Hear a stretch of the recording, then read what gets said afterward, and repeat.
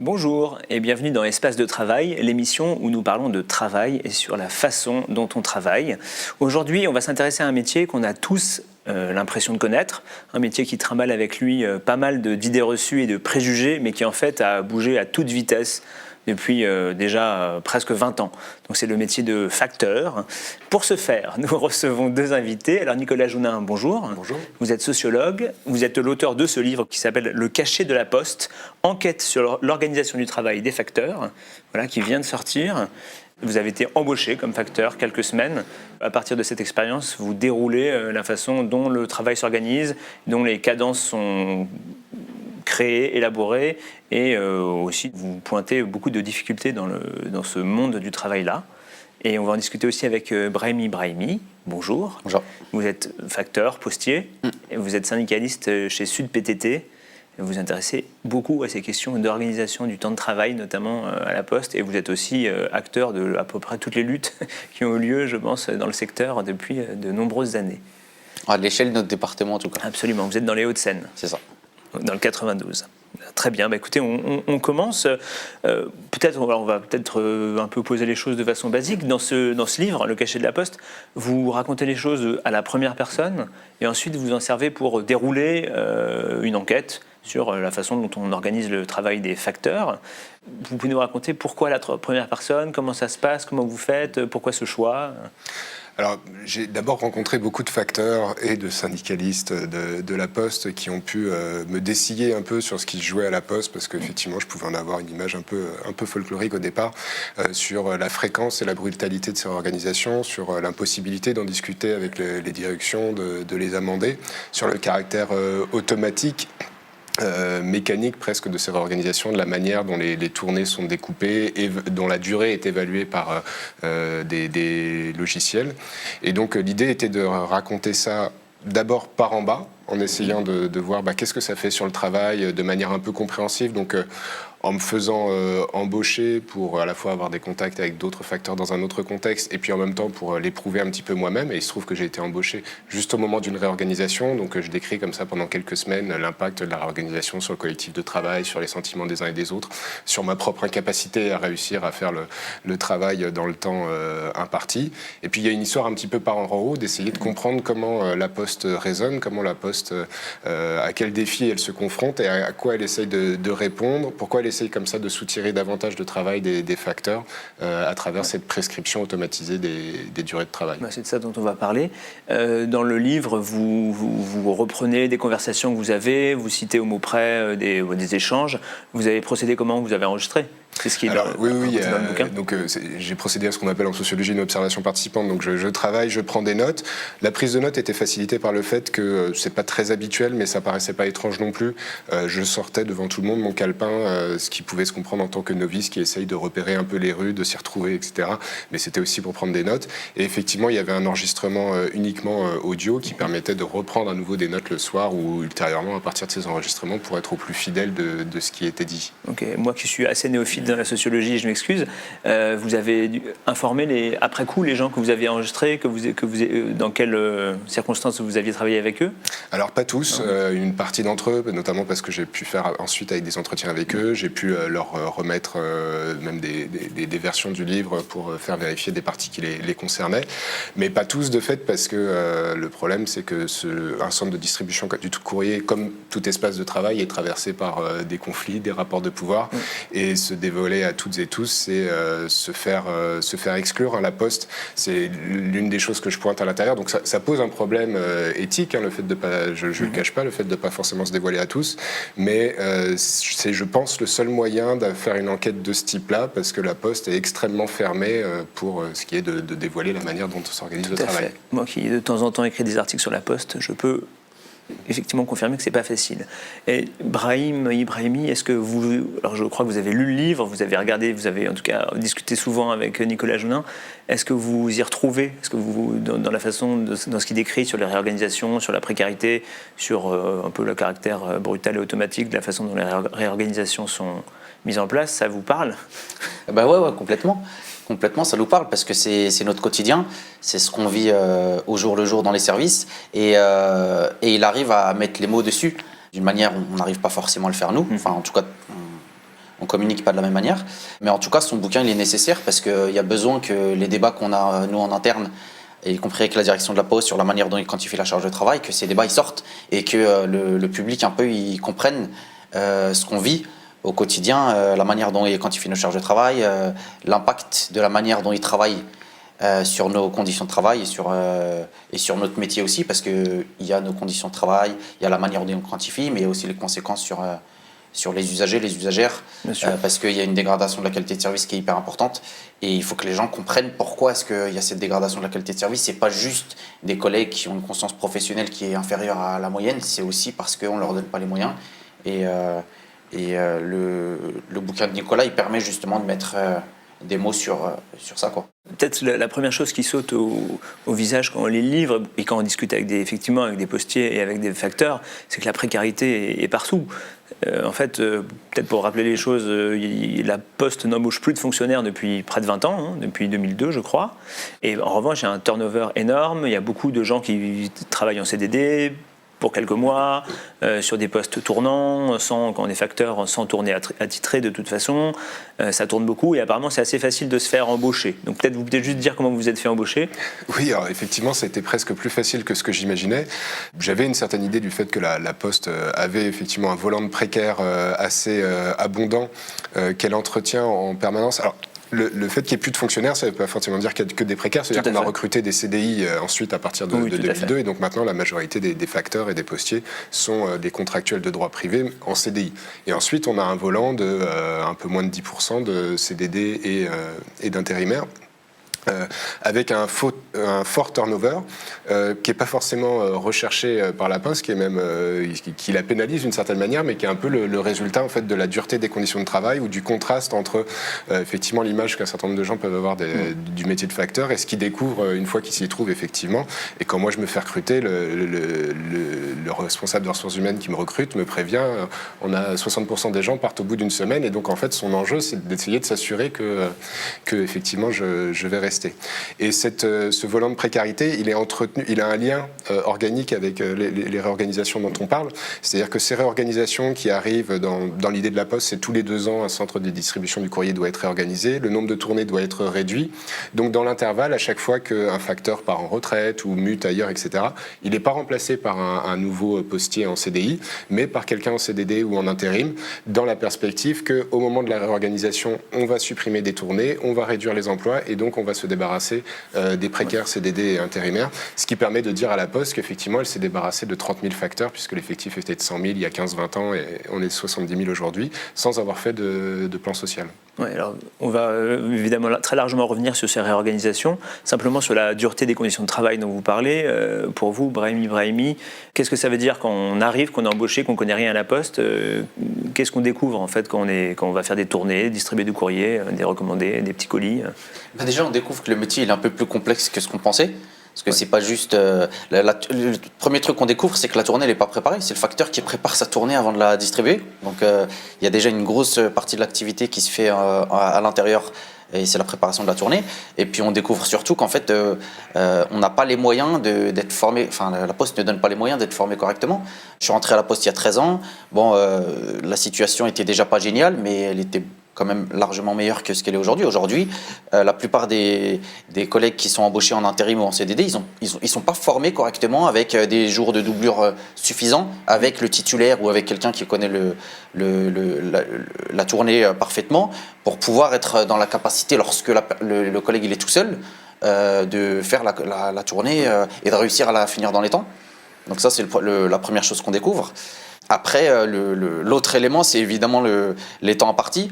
Il y a très peu de possibilités d'avoir des temps morts, des temps de pause. On vient largement à l'avance avant la prise de service pour être sûr de ne pas être en retard et de réussir à finir dans les temps. Et même en faisant ça et en ne prenant pas sa pause, des fois on dépasse quand même son temps de travail et les heures supplémentaires ne sont pas payées. Voilà, donc c'est un peu tout ça qu'on découvre quand on rentre à la Poste, et puis au fur et à mesure du temps, on s'habitue.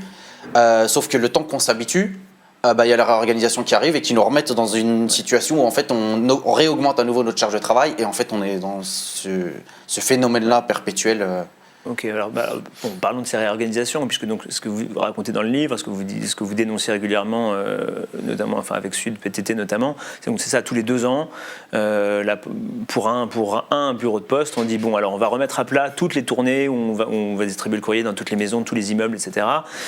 Parce qu'on a de moins en moins de courriers à la poste, ça c'est vrai, de courriers ordinaires. J'ai quelque part les chiffres que bien sûr je ne retrouve plus, mais le nombre ce qu'on qualifie d'objets distribués, donc les colis et les lettres, a été divisé par 2 en 12 ans. On est passé de 18 milliards par an à 9 milliards par an. Donc il y a effectivement une baisse du volume de lettres ordinaires. On reviendra après sur le fait que tout ne baisse pas. Mais donc ça c'est la justification pour la Poste, qui du coup gagne de moins en moins d'argent, puisqu'il y a moins en moins de timbres utilisés, d'objets envoyés. C'est la justification pour dire qu'il faut réduire le nombre de facteurs. Il y a moins de courriers à distribuer, donc il faut moins de facteurs. On est d'accord. C'est ça. Et donc tous les 2 ans, on réfléchit à comment on fait pour que les bâtiments soient desservis par de moins en moins de facteurs. Okay. Et donc ça, c'est un problème, si je comprends bien. Enfin, c'est ce qui apparaît dans votre livre, évidemment. C'est que chaque fois qu'on remet tout à plat, c'est un bazar monstre pendant des mois, et c'est une charge de travail monumentale, en plus, pour tous les facteurs. La Poste est confrontée à une contradiction économique par rapport à son modèle historique, qui est qu'effectivement, le nombre d'envois diminue. Alors, c'est pas forcément vrai des lettres recommandées, c'est carrément pas vrai des colis, encore moins aux périodes depuis 2020, enfin avec la pandémie. Mais il y a une baisse des volumes, disons, qui permettent d'éditer des recettes. Mais il y a un autre volume qui n'est jamais évoqué par la Poste, c'est le volume de destinataires, qui lui ne cesse d'augmenter. Le nombre de boîtes aux lettres desservies par les facteurs, d'après la Poste elle-même, il était d'environ 33 millions il y a 15-20 ans, il est de plus de 40 millions aujourd'hui. Donc, si on faisait une analogie avec nos box Internet, nos boîtes Internet, on paye pour recevoir un flux. Donc, plus il y a de boîtes Internet, plus ça fait du revenu pour ceux qui nous vendent ces boîtes Internet. Plus il y a de boîtes aux lettres, ça n'a aucun, plus il y a de boîtes aux lettres, ça n'a pas d'impact sur les recettes de la Poste. Donc, c'est vraiment la manière dont c'est construit historiquement le paiement dans ce marché-là qui fait que la Poste est confrontée à une contradiction économique, alors que les facteurs doivent desservir de plus en plus de destinataires, il y a plus de routes à parcourir, il y a plus de quartiers, d'immeubles, de maisons qui se construisent. En même temps, les recettes sont moins importantes. Et donc, il y a une chute mécanique de la productivité, puisqu'il faut toujours parcourir toutes les rues, même si on a moins de courriers à distribuer. Et la manière dont la Poste tente de se sortir de cette contradiction, c'est en soutirant davantage de travail aux facteurs. Et elle y a plutôt bien réussi, puisqu'elle continue à être excédentaire, y compris sa branche courrier au fil des années. Et alors, Ibrahimi, ce point, cette contradiction qui, effectivement, quand on l'explique simplement, on la comprend bien, est-ce que vous arrivez à faire entendre ça à la direction, ou enfin, est-ce qu'ils en sont conscients mais qu'ils n'ont pas le choix, ou est-ce qu'on vous dit, bon, arrêtez de nous embêter avec ces questions, de toute façon, vous avez moins de travail, allez au boulot, quoi. Il n'y a pas trop de débat en fait. Ouais, on ne discute pas beaucoup avec la direction de la Poste de ces éléments-là. Ils ont un schéma directeur. Le schéma directeur, c'est tous les 18 mois, entre 18 et 24 mois, il faut qu'il y ait une réorganisation qui augmente le niveau de productivité, qui baisse le nombre d'emplois. Vous n'avez pas le choix. Le phénomène qu'on subit au fur et à mesure des réorganisations, c'est que soit les collègues acceptent, baissent la tête et laissent passer les réorganisations, et c'est les conditions de travail qui en prennent un coup. Et il y a ensuite, on se retrouve ensuite dans une situation où les collègues partent d'eux-mêmes, c'est-à-dire qu'ils finissent par craquer, ils démissionnent, ils changent de métier, ils passent sur d'autres branches du groupe La Poste, et ils sont remplacés par ce que tu disais tout à l'heure, c'est-à-dire des collègues précaires, qui eux arrivent dans une situation où de toute façon ils ne connaissent que ce type de conditions de travail-là, et la précarité évidemment joue un rôle dans le fait qu'ils acceptent ces conditions de travail, et la Poste s'en sort de cette manière-là. Après, nous, ce qu'on a à dire sur la baisse de courrier, bon, il y a à la fois la Poste qui ne parle que de la baisse du courrier ordinaire, c'est-à-dire c'est vrai qu'il y a moins de cartes postales, il y a moins de lettres, de ce qu'on appelle les lettres ordinaires, mais en même temps, il y a une augmentation des lettres recommandées, il y a une augmentation du nombre de paquets, de petits volumineux. Ça met beaucoup plus de temps pour distribuer un paquet ou un volumineux qu'une lettre ordinaire. Donc, en termes de temps, c'est pas mécanique de dire il y a une baisse du trafic en termes de courrier ordinaire, et donc il y a une baisse proportionnelle du temps de travail. C'est pas mécanique, mais la Poste, en fait, elle s'en moque complètement. Ce qu'elle veut, c'est tous les 2 ans augmenter le niveau de productivité, et que les collègues suivent ou qu'ils ne le suivent pas, ça ne les intéresse pas beaucoup. Et sur cette question du dilemme auquel est confrontée la Poste, à savoir une baisse de ses recettes au niveau courrier, et en même temps un nombre de boîtes aux lettres qui augmente et une nécessité par le biais de ces missions de service public de continuer à distribuer ce courrier-là, en fait, nous, ce qu'on a à dire là-dessus, et c'est pas tabou que de dire ça, c'est que on a une mission de service public. Et donc, de ce point de vue-là, il faut aussi accepter que à un moment donné, l'activité de distribution du courrier, de la presse quotidienne, ne soit pas forcément bénéficiaire. Voilà, on n'a pas de tabou avec ça. On ne demande pas à l'hôpital public, malheureusement, si, ça commence un peu à être le cas, mais on ne devrait pas demander à l'hôpital public ou à l'enseignement d'être bénéficiaire et de générer des profits. De la même manière, nous, on pense que, en ce qui concerne la distribution du courrier et de la presse quotidienne, qui sont des missions de service public, on n'a pas à être bénéficiaire. Et le groupe La Poste, il faut qu'il arrête un peu d'essayer de faire pleurer dans les chaumières. Il génère énormément de chiffre d'affaires et de bénéfices tous les ans. Il suffit de regarder les chiffres, entre 600 millions et 1 milliard de bénéfices ces 10 dernières années par an, par le biais de ses autres filiales, par le biais de Colipost, par le biais des sociétés qu'elle rachète. Elle est dans une situation où elle achète des sociétés presque tous les jours dans le monde entier. Donc peut-être qu'en fait, il faut aussi que la Poste elle accepte que la baisse de revenus par rapport à la baisse de trafic du courrier ordinaire soit compensée par d'autres activités du groupe. C'est aussi ça la défense du service public. Il y a quelque chose qui, je trouve, qui ressort très fort dans le livre et aussi dans votre discours, qui est être postier, travailler à la Poste et en permanence être confronté à des ambiguïtés, des règles non dites ou des interdits qu'on peut contourner si on ne le dit pas trop ou si on sait comment les contourner. Voilà, vous avez parlé du temps de travail. Beaucoup de facteurs finissent leur tournée après l'heure où ils sont censés rentrer. Et ces heures sup ne sont pas vraiment payées ou parfois de temps en temps, on ne sait pas vraiment comment. Un autre exemple que vous donnez qui m'a vraiment beaucoup frappé, c'est que dans un centre postal, les facteurs ont décidé de suivre le code de la route. En fait, c'est impossible. C'est-à-dire que s'ils suivent le code de la route, simplement les prescriptions, on ne roule pas à vélo sur les trottoirs, on s'arrête au feu rouge, etc. Rien que ça, ils explosent le temps qui leur est imparti pour faire leur tournée. Ça, j'ai trouvé que c'était quand même assez frappant et évidemment, ça doit être une source de tension et de mal-être au travail assez forte, quoi. On navigue tout le temps entre des ambiguïtés. Oui, tout à fait. Les facteurs jusque-là, donc la plupart d'entre eux sont titulaires dans leur tournée, donc ils font tout le temps la même tournée tous les jours, ce qui permet d'aller plus vite, de fabriquer des repères. Une bonne partie des compétences des facteurs, elles sont liées au quartier dans lequel ils distribuent, parce qu'ils connaissent mieux les usagers, ils savent les habitudes de tel ou tel. Et donc c'est pour ça aussi que les réorganisations périodiques sont des chocs, parce qu'on peut être changé de tournée ou à moitié changé de tournée, de quartier, d'usagers, etc. Donc ce sont tout un tas de repères qui changent, et ça explique aussi le surcroît de charge de travail, au-delà du fait qu'on rajoute des rues, tout simplement s'habituer à des nouvelles rues ou des nouveaux villages ou quoi, c'est un peu long.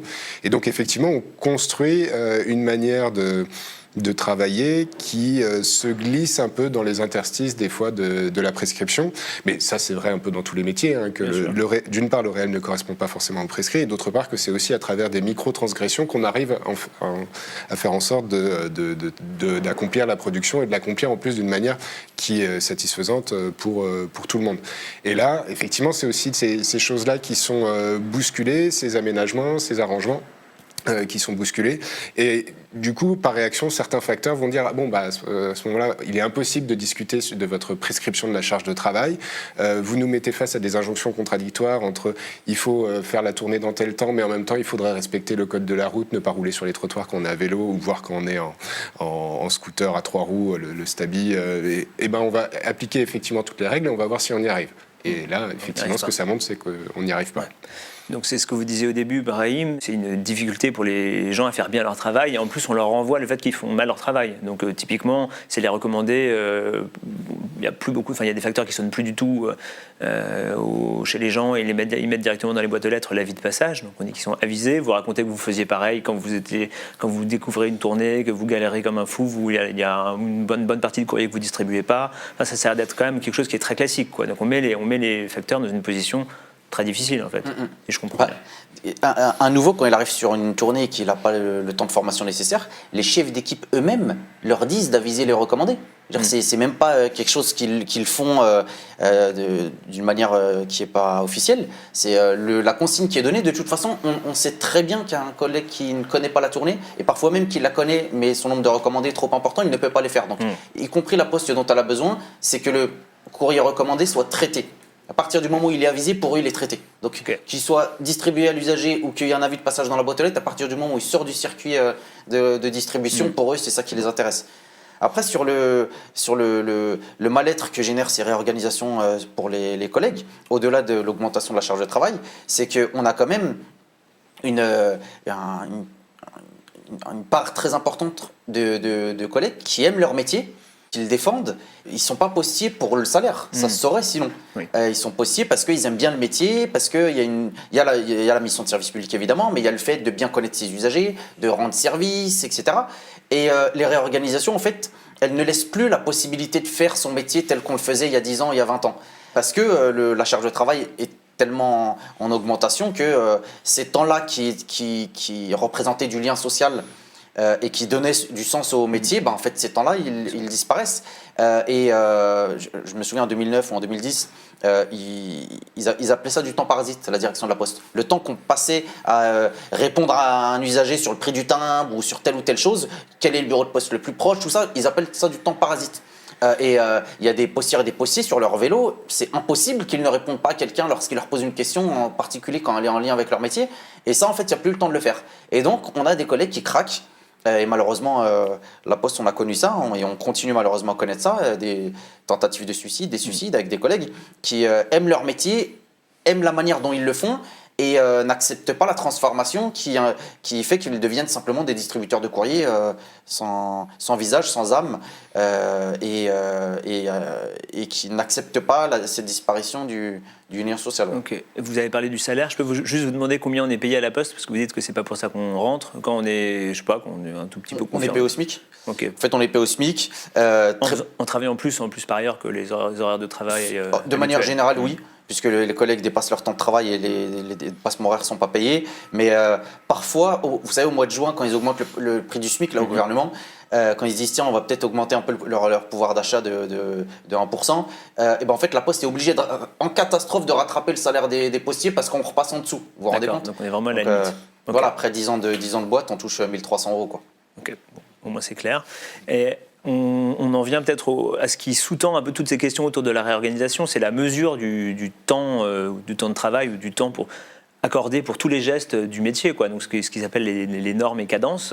Donc vous le racontez très bien. Pour chaque geste du métier, normalement il y a une norme, c'est normé jusqu'au, je sais plus, millième, enfin même plus précisément que le millième de seconde. Au centième de centiminute. Voilà, au centième de centiminute, puisqu'on est en centiminute et pas en seconde ou en millième de seconde. Ce que vous racontez, c'est que en fait, la Poste, pendant des années, s'est basée sur ces modèles-là, mais en fait, sans pouvoir retrouver comment elle les avait calculés.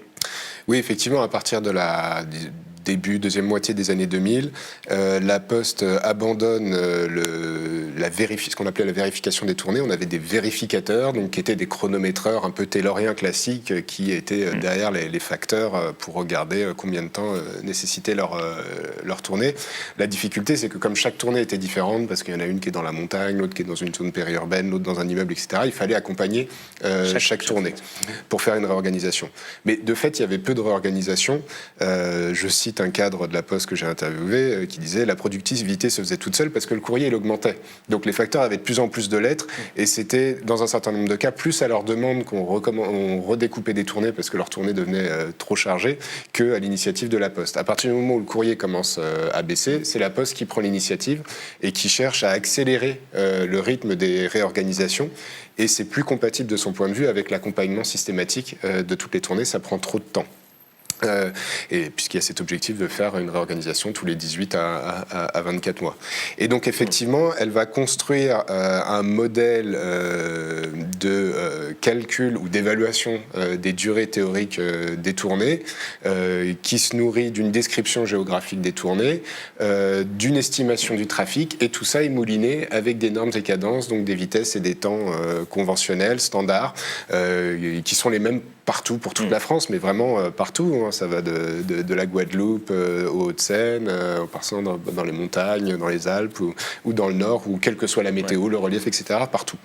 Partout la même chose. Et donc, effectivement, avec une précision au centième de centiminute. Les facteurs sont souvent savent qu'il y a des cadences, par exemple pour le tri, Brahim donc évoquait le fait qu'il faut d'abord trier sa tournée.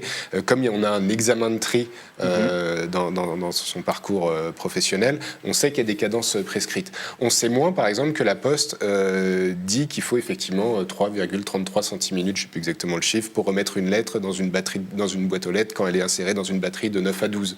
Voilà, ça c'est très précis. Et c'est comme ça, en mettant bout à bout ces petits chiffres, que la Poste vous dit... votre tournée actuelle, elle fait 4h12 de travail.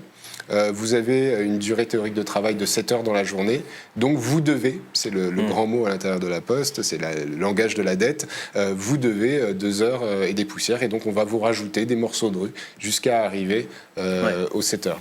Et donc effectivement, c'est une belle mécanique qui est souvent présentée par les directions locales comme scientifique et donc une espèce de prescription unilatérale indiscutable. Vous pouvez éventuellement discuter sur le fait que ce serait plus malin de mettre telle rue à côté de telle rue, mais sur le fait que distribuer telle rue, ça prend 3 minutes et 41 secondes, ça, vous pouvez absolument pas le discuter. Et donc, il y a une prétention scientifique derrière ce modèle, alors qu'effectivement, quand on gratte un peu, ce modèle qui a été utilisé pendant 15 ans à peu près, jusqu'en 2020, il repose sur des normes et cadences qui ont été elles-mêmes établies dans les années 90 et dont la Poste dit avoir perdu les documents qui les justifient, donc les chronométrages qui ont été faits, les formules mathématiques qui ont été utilisées pour convertir ça en cadence pour les facteurs. Ouais, alors ça, évidemment, pour un lecteur lambda et pour un journaliste qui s'intéresse au temps de travail, aux conditions de travail, c'est quand même un gros scoop, quoi. C'est-à-dire qu'en fait, on base toute une organisation scientifique, officiellement, enfin scientifique, très normée, sur quelque chose qu'on ne peut plus retrouver, qu'on ne sait pas comment ça a été fait, on ne peut pas savoir s'il y a eu une erreur. Est-ce que ça, c'est quelque chose que vous saviez? Alors, soit, est-ce que ça se sait à la Poste? J'en sais rien. Est-ce que ça se sait dans les syndicats quand on essaye de porter des contestations sur ces durées? C'est une découverte ou pas? Bon, au début, avant de rentrer dans le détail des organisations de travail et de leur étude, on savait de toute façon qu'il y avait un problème, puisque les temps qui ressortaient, ce que tu disais quand le chef d'équipe il te reçoit, il te dit bon bah voilà la gueule de ta tournée, c'est 4 heures, t'es payé 7 heures, tu dois 3 heures. Bon, on sait bien qu'il y a un problème parce que on ne fait pas sa tournée selon les temps qui sont indiqués par la Poste. Presque toujours, le temps réel pris par un facteur même expérimenté, c'est bien plus que ce qui est annoncé par la Poste. Ah oui, presque toujours. 90%, 95% des cas. Donc déjà, il y a cette étape-là où on se dit qu'il y a un problème, mais il n'y a pas de possibilité de discuter avec la direction de la Poste ou avec l'interlocuteur sur ces temps de travail. Et d'ailleurs, le processus, il est devenu de plus en plus difficile entre le début des années 2000 et 2020, puisque y compris les éléments qui sont donnés aux facteurs pour justifier de ces temps-là sont devenus de plus en plus opaques et de moins en moins précis. Okay. Donc là, en gros, l'entretien dont tu parlais, on donne une feuille aux collègues, on lui dit travaux intérieurs 1h30, travaux extérieurs 1h30, temps de parcours 50 minutes et voilà ton temps de travail. Et donc il n'y a même pas le détail par exemple par portion de voie, parce qu'on a des repères, les facteurs et les factrices, on sait telle rue, telle portion de voie, combien de temps on met, et en fait le document ne permet même plus d'avoir cette précision-là qui permet d'argumenter. Donc en fait ça coupe court au débat, donc il y a toute cette phase-là où en fait on n'avait pas les éléments scientifiques pour démontrer la supercherie, et puis au fur et à mesure des années, on a fini par la découvrir, à la fois parce qu'en 2011, on est passé en mode CHSCT privé. Donc, on n'avait pas la possibilité avant 2011 de voter par exemple des expertises. Le comité santé, sécurité, je ne sais jamais le dire, c'est honteux, mais bref, les représentants du personnel qui s'occupent de la sécurité et des conditions de travail c'est tout à fait avec ça. La direction, et donc qui ont le pouvoir de commander des expertises payées jusqu'à il y a peu de temps par la direction. Aujourd'hui, c'est un peu plus compliqué. Ils ont disparu grâce aux ordonnances qui réforment le droit du travail. Mais néanmoins, vous pouviez obtenir des expertises faites par des gens compétents sur ces questions. Et c'est là que ça a posé problème. C'est ça.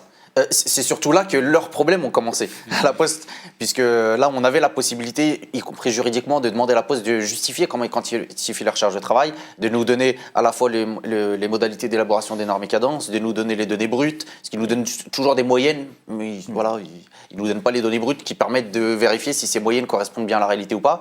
Et donc, au fur et à mesure des années, en fait, avec le travail qu'on a mené avec les cabinets d'expertise, on a réussi petit à petit à démontrer que la Poste, en fait, elle est totalement incapable de démontrer comment elle quantifie sa charge de travail. Et on en est arrivé en 2014 à une situation où la Poste nous dit bon, bah, en fait, on en a marre de vos questions, on en a marre de vos demandes, on ne peut pas vous donner les documents que vous demandez parce qu'on les a perdus dans un déménagement. Voilà, en 1994. Il y a des normes et cadences qui ont été mises en place, sans rentrer dans le détail. Mais en gros, quelques années plus tard, il y a eu un déménagement de la direction des services courriers qui est à Champs-sur-Marne et qui ont déménagé à Paris-Brune. Et dans le déménagement, le truc classique, en fait, ils ont perdu les éléments et donc ils sont incapables de démontrer comment les 70 000 facteurs et factrices en France ont travaillé pendant 15 ans. Travaillent et surtout comment justifier leur réorganisation et leur suppression d'emplois. Le travail qui a été mené justement conjointement entre les cabinets d'expertise et les CHSCT qui ont adopté ces démarches-là a permis d'obtenir un certain nombre de victoires juridiques dans pas mal de coins en France en fait. Et la Poste, du coup, s'est retrouvée en difficulté parce que quand on arrive devant un juge et qu'on dit en fait, désolé, mais on a perdu les données qui permettent d'expliquer comment vous travaillez, c'est difficile de justifier les réorganisations. Et donc, ça a permis, dans un certain nombre de coins, de limiter de manière assez importante le rythme des réorganisations et d'empêcher même qu'elles se mettent en place. Je pense que ça montre aussi de manière un peu collatérale quelque chose d'intéressant sur la question des fonctionnaires et des contractuels de droit privé, parce que je pense qu'on a souvent tendance à penser que les fonctionnaires ont tous les droits, tous les privilèges, pendant que c'est plus dur d'être dans le privé, ce qui n'est pas forcément faux sous certains aspects.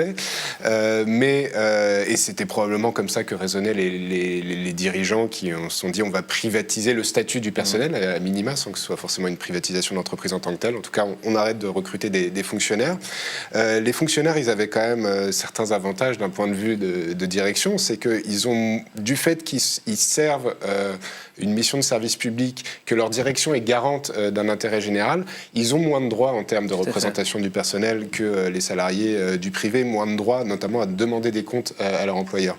Et donc ce passage au comité d'hygiène, sécurité et conditions de travail en 2011, du fait que la Poste venait de devenir une société anonyme, ça a effectivement donné la possibilité, alors il y avait déjà des syndicats importants qui avaient une politique, mais ça a donné un nouvel outil qui était le CHSCT et de nouveaux droits, notamment de droit à être informé. Ça a un rôle purement consultatif, le CHSCT, ça n'empêche pas la direction de continuer à avancer envers et contre tout. Néanmoins, il y a cette idée, vous devez nous informer. Et c'est parce que la Poste était incapable d'informer correctement les CHSCT que ça a permis de bloquer certaines réorganisations. Et l'autre élément aussi qui est important sur le passage de fonctionnaires à salariés, c'était un peu un sous-entendu de ce qu'on se disait tout à l'heure, c'est surtout cette question historique du fini parti. Le fini parti chez les facteurs, ça signifiait que quand vous finissiez avant l'heure de théorique de fin de service, en fait, vous pouviez rentrer chez vous, vous n'étiez pas obligé d'attendre la fin. Mais en revanche, quand vous rentriez après l'heure, vous deviez rester, voilà, c'était pas payé plus et vous deviez écouler tout le courrier parce que vous avez un objectif de service public, d'écoulement de tout le courrier du jour. Alors ça, quand on regarde les rapports de la Cour des comptes, de manière obsessionnelle et presque maladive, pour eux, le fini parti, ça veut dire les facteurs, ils bossent moins de 35 heures, ils partent toujours avant l'heure. Sauf que ça a été en fait un moyen pour la Poste, au fur et à mesure de sa réorganisation et des surcharges de travail qu'elles impliquent, de permettre que les heures supplémentaires ne soient pas payées. Depuis tout à l'heure, Brahim dit les heures supplémentaires ne sont pas payées, c'est un peu curieux quand même. Enfin, je veux dire, si c'est aussi massif, ça devient même du travail dissimulé d'un point de vue juridique. C'était parce qu'on était sur cette ligne du fini parti, sachant que toute cette modélisation des charges, de la durée supposée des tournées que la Poste met en œuvre, a supposé qu'elle ait quelques fondements. On vient de dire que c'est pas le cas, mais à supposer qu'elle en est, ça reste une estimation moyenne de la durée des tournées. Quand on dit la tournée, elle fait 7 heures, en fait, la Poste elle-même admet qu'il y a des jours où c'est moins, il y a des jours où c'est plus. Et le fini parti permettait ça, d'absorber les jours où c'est moins, on part plutôt les jours où c'est plus, et puis en moyenne, on serait à 35 heures, ça ce serait la théorie. Sauf que là, on a fabriqué des salariés. Les salariés, il faut leur payer des heures supplémentaires. L'inspection du travail, elle a mis le temps, mais elle commence à être sur le dos de la Poste, à venir dans les centres de distribution du courrier, à demander ce qui est du pointage des horaires pour effectivement payer les heures supplémentaires. Alors les directions locales sont extrêmement réticentes, du coup ça occasionne éventuellement des amendes administratives de plusieurs dizaines de milliers d'euros, mais ça commence à rentrer dans les mœurs et il y a un certain nombre d'endroits où en fait la Poste dit le fini parti, c'est fini. Et les facteurs sont obligés de rester, et s'ils rentrent avant l'heure, ils sont obligés de rester jusqu'à l'heure. Et s'ils rentrent après l'heure, du coup, ils rentrent encore après l'heure. Ouais. Et là, les heures supplémentaires sont plus ou moins payées, ça dépend un peu des endroits. Mais ça veut dire que toute cette construction autour d'une moyenne ne correspond plus à rien, puisque quand on est en dessous, il faut quand même rester jusqu'à l'heure, et quand on est au-dessus, on est quand même au-dessus. Donc ça conduit à une augmentation du temps de travail effectif des facteurs. Alors, on va revenir quand même sur cette question des normes et cadences, parce que ça a changé depuis tout récemment. Il y a des nouvelles règles qui ont été mises en place, mais avant, je rebondis juste sur ce que vous évoquez sur l'inspection du travail, la justice, etc. Parce qu'en fait, il y a un autre modèle à la Poste. Là, vous parlez du modèle livraison de courrier. Mais il y a aussi le modèle livraison de colis, enfin, le modèle qui est un autre univers de travail. Et là, on l'a pas mal raconté à Mediapart, c'est l'endroit où se développe le plus la sous-traitance. C'est-à-dire qu'il y a des endroits en région parisienne où 80% des colis, parfois 100% des colis, quand il y a vraiment des fortes charges, sont distribués par des gens qui ne sont pas employés par la Poste, qui sont employés par des petites entreprises, ou des grosses entreprises, mais souvent des petites, qui ont des contrats avec la Poste. Et donc, c'est ces petites entreprises-là qui emploient les salariés. Alors là, on est dans le royaume de l'arbitraire, de la non-déclaration réelle des heures de travail, etc. etc. La Poste commence à être condamnée. En octobre dernier, la Cour d'appel a confirmé une première condamnation pour usage abusif de sous-traitance dans un centre en Ile-de-France. Il y a d'autres enquêtes en cours, etc. Mais du coup, la question qui se pose en lisant votre livre, moi je trouve que c'est un peu ça. C'est si le modèle du facteur classique devient trop contesté, est-ce que la Poste ne va pas dire bon bah ok, on se débrouille, maintenant débrouillez-vous, je passe tout à des petites entreprises privées et puis je n'emploierai plus personne. Est-ce que c'est un risque? Est-ce que c'est une crainte? En fait, c'est déjà ce qui est en train d'amorcer la Poste. Ça arrive. Voilà. Là, il y a une négociation en cours sur un nouvel accord avec la direction nationale sur les conditions de travail et la distribution du courrier. Et en fait, le colis est le laboratoire pour l'ensemble des autres métiers du groupe.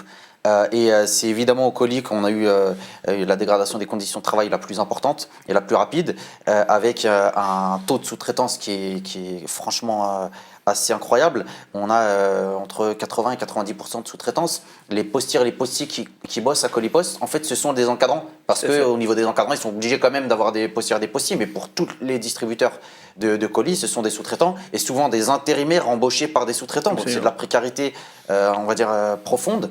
Le phénomène est en train d'arriver chez nous, au courrier, puisqu'il y a ce que je disais tout à l'heure, c'est-à-dire que la dégradation des conditions de travail fait que de toute façon, il y a une partie des salariés qui quittent l'entreprise et qui ne sont pas remplacés, qui sont remplacés par des salariés précaires. Donc, d'une certaine manière, ces salariés précaires, la Poste a la possibilité de leur imposer les conditions de travail qu'elle a envie. Voilà. Et donc, il y a déjà une première dérive.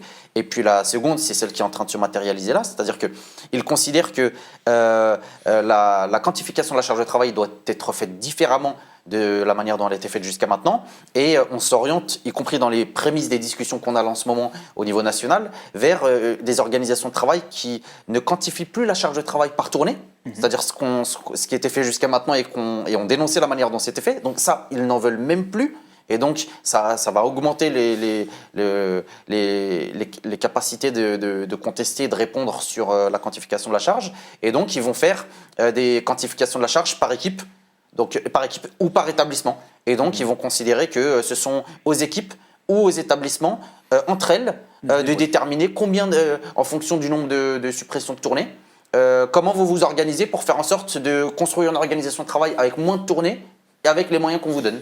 Et donc, c'est encore pire que ce qui se passe aujourd'hui chez nous dans les services courriers. Et c'est une dérive, évidemment, qui vient du colis, puisque au colis, il n'y a pas de tournée attitrée comme chez nous, avec un découpage, un nombre de rues déterminé. Au colis, c'est en fonction du volume de colis qui arrive le matin que ça... C'est réparti entre les jours. Voilà, que ça donne le découpage de la tournée faite le jour même. Donc c'est le matin quand le collègue il arrive, en fonction du nombre de colis, il sait combien de rues il a à faire. Et donc on s'oriente vers un fonctionnement comme ça au niveau du courrier. Il y a une petite difficulté, mais les connaissants ils vont sûrement y trouver une parade. C'est cette notion de mission de service public, parce qu'on distribue les recommandés, ça a une valeur juridique, on distribue la presse quotidienne. Il ne faut pas trop rigoler avec la presse quotidienne, parce que l'usager, il sait quand le facteur il passe avec la presse quotidienne, contrairement aux lettres où la Poste fait un peu ce qu'elle veut, mais le journal, s'il n'arrive pas, c'est que le postier n'est pas passé. Donc il y a ces petits éléments qui la bloquent encore un peu, et puis elle reçoit des subventions de l'État quand même pour assurer cette distribution-là. Donc elle ne peut pas non plus faire totalement ce qu'elle a envie, contrairement à ce qu'elle fait au colis, mais cette dérive, elle arrive. C'est un discours de la direction de la Poste, au demeurant, de dire on a un modèle social extrêmement favorable par rapport à des homologues étrangères et la perspective, ça pourrait être de tous vous transformer en indépendants, voire que vous alliez trier le courrier chez vous, comme effectivement ça peut se voir aux Pays-Bas ou ailleurs. Et donc, Alors, moi, je dirais pas qu'il y a un modèle classique du facteur, parce qu'en fait, il est tellement écorné depuis 15-20 ans que de toute façon, je ne crois pas que ce soit la contestation de ce qui est en train de se faire qui pourrait accélérer l'externalisation, puisque c'est probablement effectivement des plans qui sont prévus. Mais c'est intéressant quand même de comparer, de voir le contraste entre ce qu'il y a au colis et ce qu'il y a au courrier. C'est qu'effectivement, au colis, donc on a choisi la sous-traitance, l'intérim, avec quand même des soucis clairement au niveau de la qualité de service, des vols. Enfin, moins on s'engage vis-à-vis des salariés, moins ils sont aussi engagés vis-à-vis de vous. Alors, ils sont tenus par la discipline de la faim, la contrainte. C'est des gens qui sont particulièrement précaires, mais ça pose des problèmes de coordination aussi, parce qu'en fait, ils sont complètement intégrés à l'activité de la Poste, industrielle et économique, et en même temps on les externalise justement, et pour pas que juridiquement ce soit trop litigieux, alors que ça l'est, on va demander par exemple aux postiers encadrants de quasiment pas parler aux sous-traitants pour pas que ça apparaisse comme un lien de subordination, parce que du coup ce serait illégal, mais du coup ça empêche concrètement la coordination. Enfin, soit on respecte pas le droit, soit ça pose des problèmes de coordination. Et du côté du courrier, le modèle était plutôt d'avoir des titulaires de tournée, donc des gens qui sont tenus et qui consentent des efforts aussi parce qu'ils se sont appropriés leur tournée, ils ont un lien particulier avec leurs usagers, ils ont souci de bien les servir, donc c'est à travers ça aussi c'est dans une autre logique qu'on les tient. C'est un peu moins effectivement la pure discipline de la faim, c'est aussi à travers cette appropriation conscience professionnelle aussi. Voilà. Et cette conscience professionnelle, et ça je pense que c'est quand même une contradiction à laquelle la Poste devrait se confronter si elle va dans ce modèle-là. Elle va se déliter avec, au fur et à mesure qu'on a des précaires et des sous-traitants. Il y a tout un chapitre où je décris justement notre position de CDD ou d'intérimaire, où à un moment, de toute façon, c'est tellement le bazar, on nous envoie éteindre des incendies à droite à gauche parce qu'il y a des tournées qui sont sinistrées avec des bacs de courrier qui s'empilent. Et en fait, bon, on voit très bien que de toute façon, dès que les choses vont être un peu réglées, on va être remercié, licencié.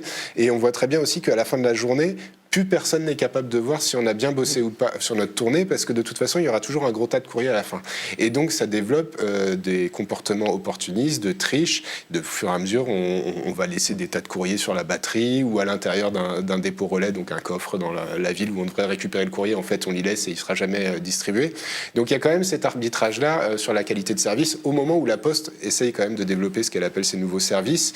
Tout un tas de services différents, de prestations, mais qui reposent sur l'idée de confiance quand même que les usagers ont vis-à-vis des facteurs. Ouais. Donc si on dégrade trop cette confiance par ailleurs à travers une qualité de service qui se dégrade, il y a contradiction.